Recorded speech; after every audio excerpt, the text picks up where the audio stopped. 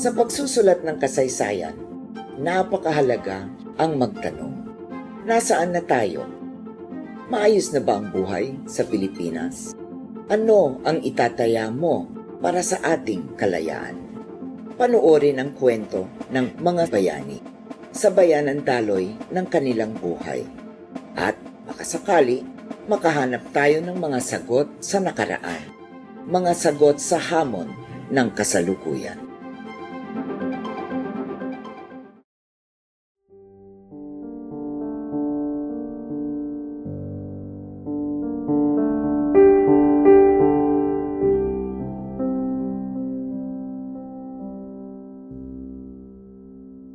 Tulad ng ilang bayaning Pilipino, si Emilio Jacinto ay binatilyo pa lang nung siya'y sumali sa Katipunan.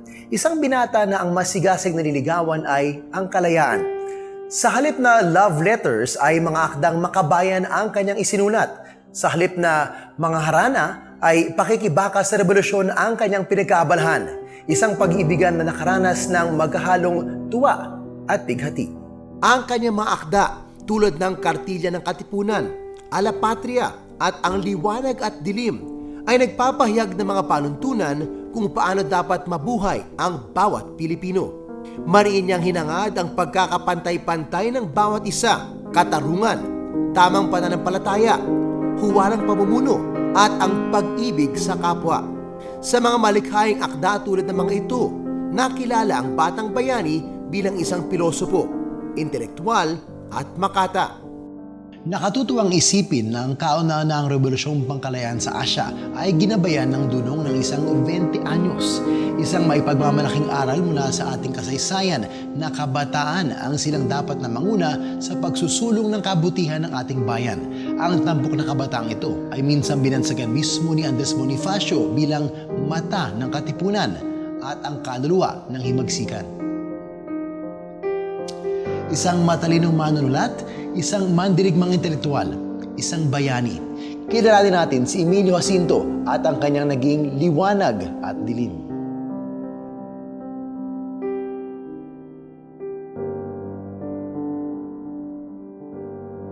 Aking ipinahahayag na sa kadahilanan ng pagkapasok ko sa kataas-taasang kagalang-galangang katipunan ng mga anak ng bayan, ay naghandog ako ng isang mahalagang panunumpa sa ngalan ng bayang tinubuan at sa harap ng isang kagalang-galang na kapulungan nitong katipunan. Naguguguli ng lahat ng maigugugol at lahat ng minamahal ko sa buhay sa pagtatanggol ng kanyang banal na kadahilanan hanggang sa abuting magdiwang sukdang ikalagot ng hininga. Sa bagay na ito, isinumpa ko ring lubos na tutupad at susunod sa kanyang patnugutan at mga kautusan. Sa katunayan nito, aking itinala ang aking pangalan ng tunay na dugong tumatakbo sa aking mga ugat sa pahayag na ito. Tinaglay ko ang pamagat na Pingkian. Sa ilalim ng sagisag panulat na Pingkian at Di Masilaw, lumikha si Emilio Jacinto ng mga akda na nakapagpamulat sa taong bayan, naging katuwang sa pagbuo ng unang paglalata ng kalayaan. Itinago itong nagbuhat kunwa sa Yokohama, Japan.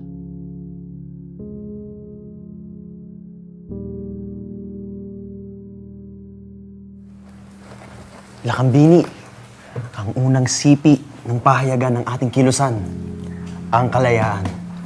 Napakalaking tulong ng palimbagang ito para sa katipunan. Totoo yan. Salamat kay Don Faustino. Don Faustino. Kapitan, may mga paparating pong buwang Guardia Civil. Mga papeles, kunin niyo lahat. Ito lahat! Itago niyo! Ang may mga mataas na kalooban, inuuna ang puri kaysa pagpipita sa sarili. Ang may hamak na kalooban, inuuna ang pagpipita sa sarili kaysa puri. Tulad ng marami sa atin, mula sa pangkaraniwang pamilya si Jacinto, salat man sa buhay, sinikap ng kanyang ina na si Josefa Dizon na mabigyan siya ng magandang edukasyon. Ngunit mapanganib bang nais mong pasukin, miling anak? Napakabata mo pa.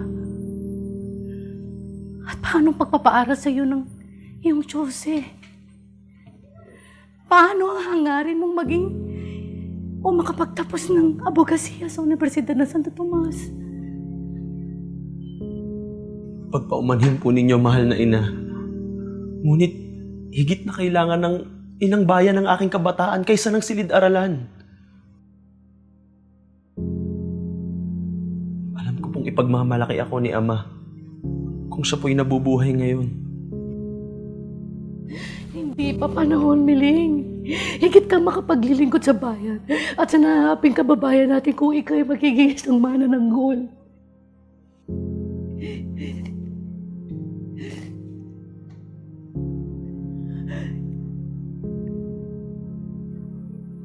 Sa gulang ko 18, malaki na po ang may tutulong ko.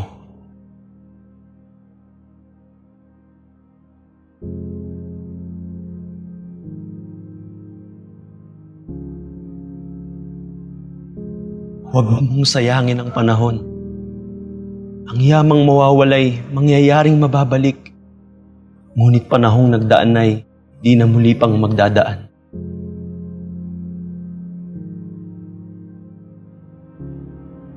Hindi na nga natapos ni Emilio Jacinto ang kanyang pag-aaral na nooy tinutustusan ng kapatid ng kanyang ina na si Jose Dizon na isa sa mga naging 13 martir sa Bagong Bayan. Sa pamumukadkad ng nasyonalismo sa panahon niya, napukaw ang diwa ng Batang Jacinto at nahimok na sumali sa mga samahang liberal hanggang sa makapasok siya sa samahang radikal na nagsulong ng revolusyon, ang Katipunan, sa tulong ng kanyang pinsan na si Marina Dizon.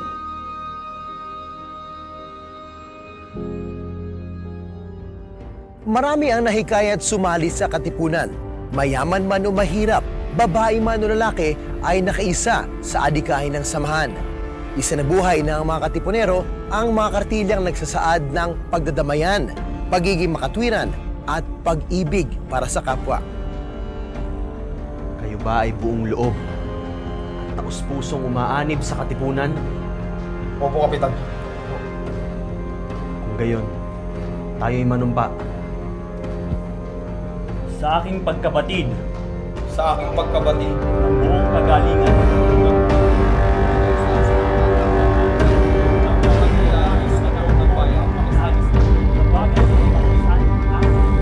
at mga kautosang susunod dito. Viva la Independencia de Pilipinas! ang kamahalan ng tao ay wala sa pagkahari, wala sa tangos ng ilong at puti ng mukha, wala sa pagkaparing kahalili sa Diyos, wala sa mataas na kalagayan sa balat ng lupa. Wagas at tunay na mahal na tao, kahit laking gubat at walang nababatid, kundi sariling wika. Yaong may magandang asal, may isang pangungusap, may dangal at puri. Yaong di napaaapit, di nakikiapi. Yaong marunong magdamdam at marunong lumingap sa bayang tinubuan. Matataas ang Tagalog ni Jacinto, kaya't kinatulong siya ni Andres Bonifacio sa pagsulat ng mga akdang naglalayong mapag-alab pa ang nasyonalismo sa diwa't damdamin ng mga kababayan. Bukod sa pag-ibig sa bayan, palaging tampok sa kanyang mga akda ang diwa ng pagkakapantay-pantay ng tao, paggalang sa kababaihan, pagiging marangal at pagdadamayan. Si Jacinto ang inatasan ni Bonifacio na maglatag sa magiging tungkulin, alituntunin at asal ng bawat kasapi ng Katipunan, ang samay-nasang makisanib sa Katipunan ito, o mas kilala bilang Kartilya ng Katipunan. Ang Kartilya ng Katipunan ang isa sa mga natatanging akda ni Emilio Jacinto. Ito ang nagsilbing panuntunan ng mga Pilipinong nagnanais sumanib noon sa revolusyonaryong kilusan. Ang kabagayang pinag-uusig ng Katipunang ito ay lubos na dakila at mahalaga. Papag-isahin ng loob at kaisipan ng lahat ng Tagalog sa pamamagitan ng isang mahigpit na panunumpa upang sa pagkakaisang ito'y magkalakas na mawasak ang masinsing tabing na nakabubulag sa kaisipan at matuklasan ng tunay na landas ng katwiran at kaliwanagan. Binigyan din ni Jacinto sa Kartilya ang dalawang pangunahing utos ng Katipunan. Ang ibiging una ang bayang tinubuan at lubos na pagdadamayan sa isa't isa.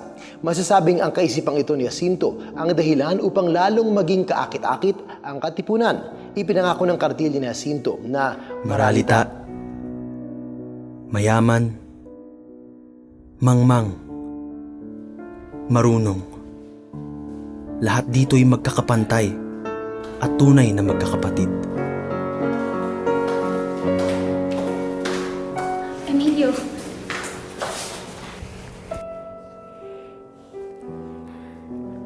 Pakaingatan ninyo ang mga sulat na ito para sa sambayanan. makaasa ka.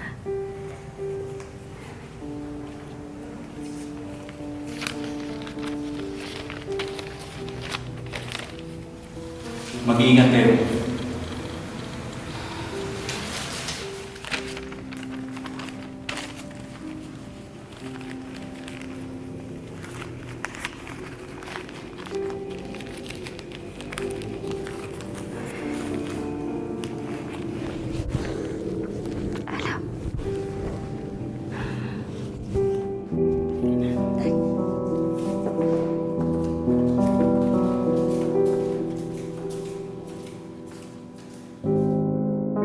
Ngunit piling-piling tao lamang ang maaaring maging kasapi ng katipunan dahil ayon mismo sa kartilya, ang katipunan ay hindi para sa mga makasarili, sakim, gahaman, mapagpanggap at taksil.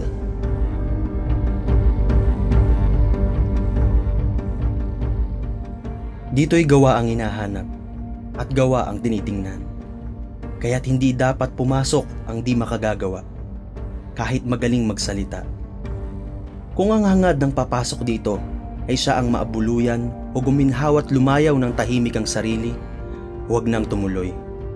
Sapagkat mabibigat na katungkulan ang matatagpuan, gaya ng pagtangkilik sa mga naaapi at madaluhong na pag-uusig sa lahat ng kasamaan.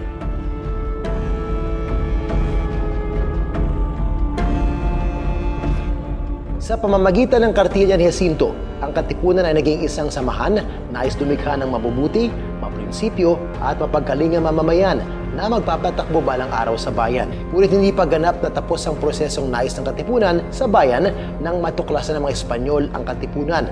Hindi na nagpatumpik-tumpik pa ang katipunan na panindigan ang adhikain nito. Isang malawak na revolusyon ang nasaksihan ng mga Espanyol na hindi pa nakita ng mga ito sa loob ng 300 taong paghahari sa Pilipinas.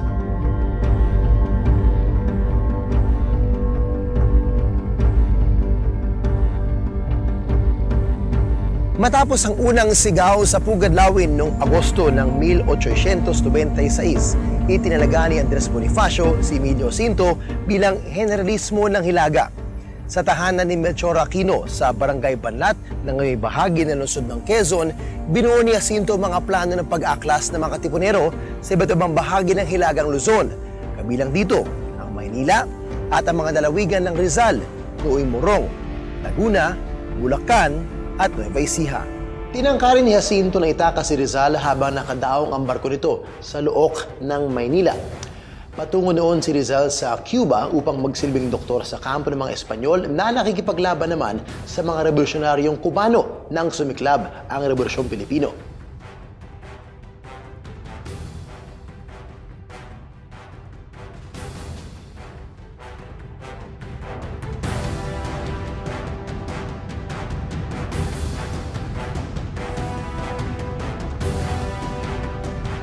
Ang taong matalino'y may pag-iingat sa bawat sasabihin at matututong ipaglihim ang dapat ipaglihim.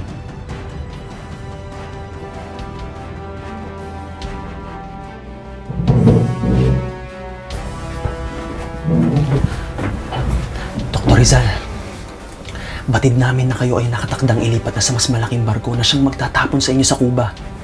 Kami po ang mga katipunero. At naririto kami upang hikayatin kayo na sumama na sa revolusyon.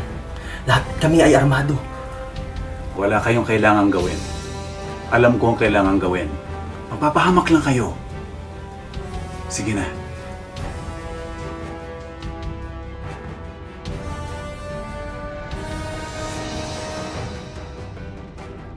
Dahil nataong sumiklab ang revolusyon sa Maynila, pinigilan ng mga Espanyol ang pagtungo ni Rizal sa Cuba at kalaunang inilitis sa paratang nasangkot siya sa nangyayari sa Pilipinas. Sa pagsiklab ng revolusyon, marami nakapasok sa Katipunan na di pa ganap na nauunawaan ang diwa at layunin nito. Tulad na lamang sa Cavite, kung saan marami sa mga lider ng revolusyon dito ay hindi ganap na nababatid ang simulain, ipinaglalaban at aral ng Katipunan. Bilang pinuno ng revolusyon, tumungo si Bonifacio sa Cavite upang mamagitan sa sigalot sa politika ng mga lider ng revolusyon doon. Kapatid, kahit anong mangyari ay hindi ko maiiwan ang Cavite hanggang hindi nagkakaisa ang naghihidwa ang pangkat ng Magdalo at Magdiwang. Nauwi ito sa pagbagsak at pagyurak sa kanyang pagkatao at ang mas masaklap, pagbitay sa kanya. Bago bitayin si Bonifacio, naitalaga na nito si Jacinto na punong hukbo ng puwersa ng revolusyon sa Bulacan, Maynila, Morong at Nueva Ecija, ang Hilagaan. Lumaban pa rin si Jacinto sa mga Espanyol, hindi sa ilalim ng bagong pamunuan ng revolusyon, kundi sa ilalim pa rin ng orihinal na liderato ng Katipunan, kahit patay na si Bonifacio.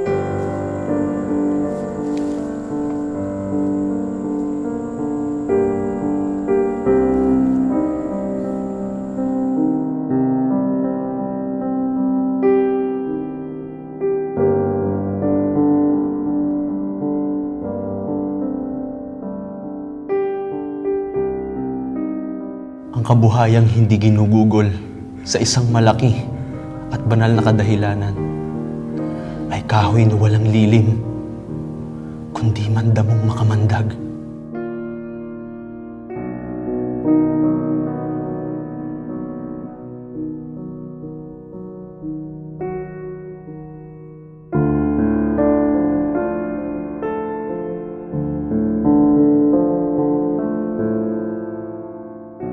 Kamunti ka na rin mahuli ng mga Espanyol si Jacinto, nabatid ng mga ito na isa sa mga lider ng Katipunan.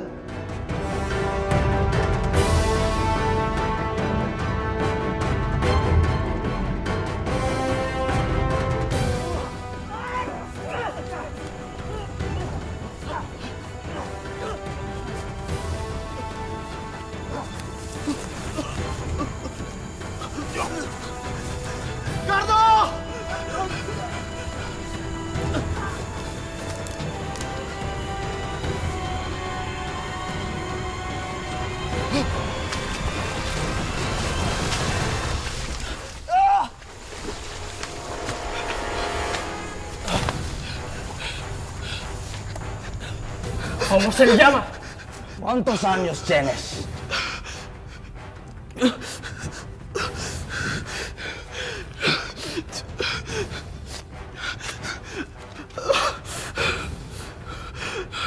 ¡Ser vergüenza!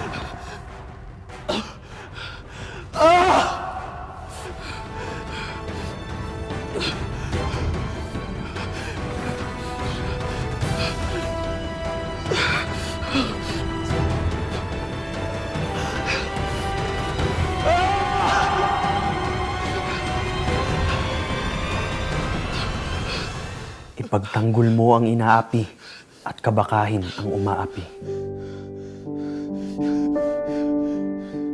Nailigtas si Jacinto ng isang sedula na nakalagay sa kanyang bulsa mula sa isang katipunerong tinugis ng kanyang puwersa dahil sa pagtataksil. Sa pagkawala ni Bonifacio, unti-unti na ring lumayo mula sa simulain ng Katipunan at ng kartilya ni Jacinto ang nagpatakbo sa revolusyon.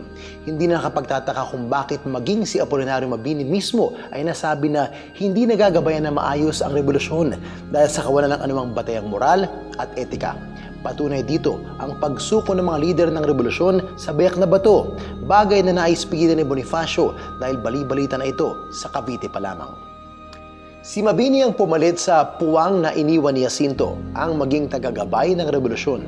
Bagaman nakatatanda, buong pagkilala at pananalig ni Mabini kay Jacinto, sinikap ni Mabini na kumbensihing tanggapin si Jacinto sa kabila ng pagiging malapit ito kay Bonifacio. Inanyayaan ni Mabini si Jacinto na ituloy ang pag-aabogado niya sa Universidad Literaria de Filipinas na pamantasang itinatag ng gobyernong revolusyonaryo sa Baraswain. Isinatitik din ni Emilio Jacinto ang mga alituntuning nagsasaad ng kahalagahan ng mga kababaihan.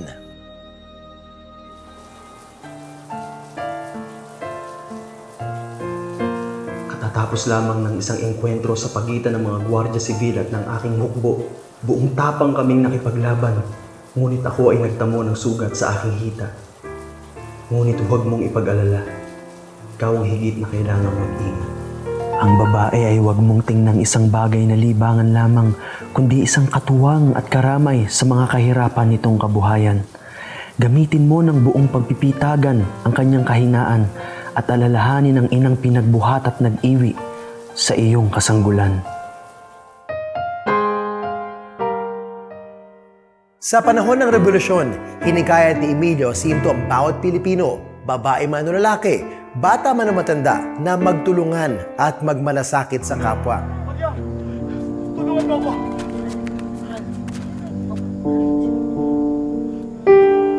Ilang taon lamang ang lumipas mula nang napatay si Bonifacio. Binawian ang buhay si Jacinto sa Santa Cruz, Laguna sa edad na 23 dahil sa malaria. Kasagsagan na noon ng pagharap muli ng bayan sa pagsubok, ang digmaang Pilipino-Amerikano. Sa diwa ni Jacinto, ang ikagagaling, ikagiginhawa at ikararangal ng bayan ay hindi makamit ng walang pagtitiis at tunay na pag-ibig sa tinubuong lupa. Para sa kanya, hindi lamang pagnanasa na gumawa ng magaling ang nais ng katipunan, kundi ang pairalin ng kabutihan ng loob na siyang patunay ng kabaitan, kabanalan at katuwiran. Maitim man at maputi ang kulay ng balat, lahat ng tao ay magkakapantay. Mangyayaring ang isa'y higitan sa dunong, sa yaman, sa ganda, ngunit di mahihigitan sa pagkatao. Ang adhikain ni Emilio Jacinto na alisin ang pagkabulag ng mga Pilipino sa mga maling gawain at imulat ang mga kababayan sa katotohanan, pagkakapantay-pantay at pagmamahal sa kapwa at sa bayan ay binigyang katauhan niya sa kanyang akda na Liwanag at Dilim. Isang koleksyon ng mga sanaysay na panlipunan at pampulitikang tumatalakay sa karapatang pantao. Maliban sa pakikidigma o himagsikan, nanawagan siya sa pagbabagong puri ng taong bayan. Isang revolusyong mula sa loob mismo ng bayan. Isang pagbabagong mula sa mga taong bayan. Ang kabataan at buhay ni Emilio Jacinto ay inialay niya para sa nililiag na kalayaan. Ilang taon man ang lumipas, natapos man ang revolusyon, ay nag-iwan siya ng mga panuntunan para sa isang malayang lipunan. Ang mga ito ay habang buhay nang nakabakas sa ating kasaysayan at nakatatak sa bawat titik ng kanyang mga akda upang ang malayang Pilipinas ay huwag manatili sa dilim at patuloy na pagsumikapan ang pamumuhay sa liwanag sa lahat ng henerasyon.